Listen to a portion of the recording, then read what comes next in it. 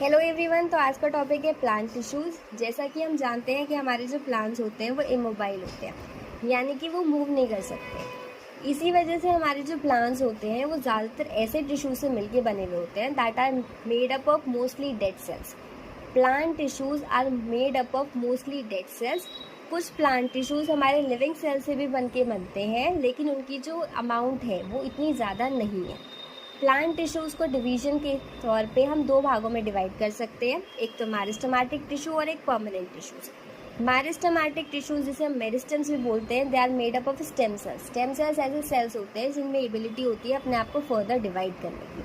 और ये जो मेरिस्टेमेटिक सेल्स होते हैं ये प्रेजेंट होते हैं कुछ specific location of a plant पे।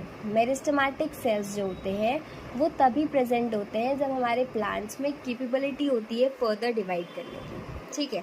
उसके बाद आते हैं परमानेंट टिश्यूज़। परमानेंट टिश्यूज़ जो होते हैं वो नॉन डिवाइडिंग सेल्स होते हैं, जिसे हम स्पेशलाइज सेल्स भी बोल सकते हैं। वो फर्दर डिवाइड नहीं करते हैं। मेरिस्टेमेटिक टिश्यूज़ को जब आप फर्दर डिवाइड करोगे मेरिस्टेमेटिक सेल्स में, मेरिस्टेमेटिक सेल्स को फर्दर जब डिवाइड करोगे तो वो मेरिस्टेमेटिक सेल्स भी बना सकते हैं और स्पेशलाइज सेल्स भी बना सकते हैं, जो कि आगे जाके परमानेंट सेल्स भी बन सकते हैं, ठीक है।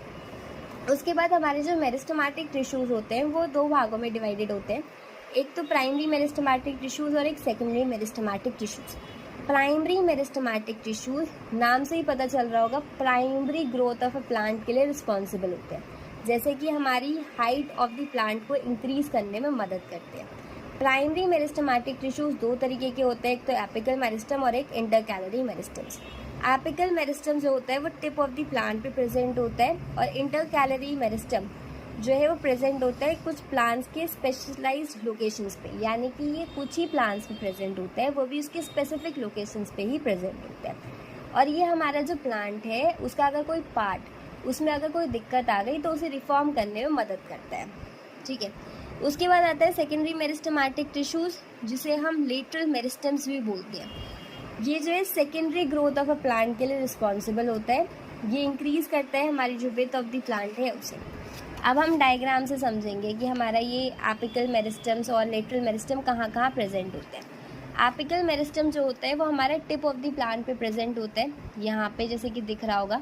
इंटरकैलरी मेरिस्टम्स जो होता है वो हमारा स्पेसिफाइड लोकेशंस पे प्रेजेंट होता है और हेल्प करता है इंक्रीज करना इंटरनोड के लेंथ के बीच का डिस्टेंस को। तो ये जैसे ये दोनों आपको इंटरनोड्स दिख रहे होंगे, इन दोनों इंटरनोड्स की डिस्टेंस को इंक्रीज करने का काम हमारा इंटरकैलरी मेरिस्टम करते हैं। फिर लेटरल मेरिस्टम जो होता है वो प्रेजेंट होता है हमारी जो प्लांट होती है उसकी बेस पे।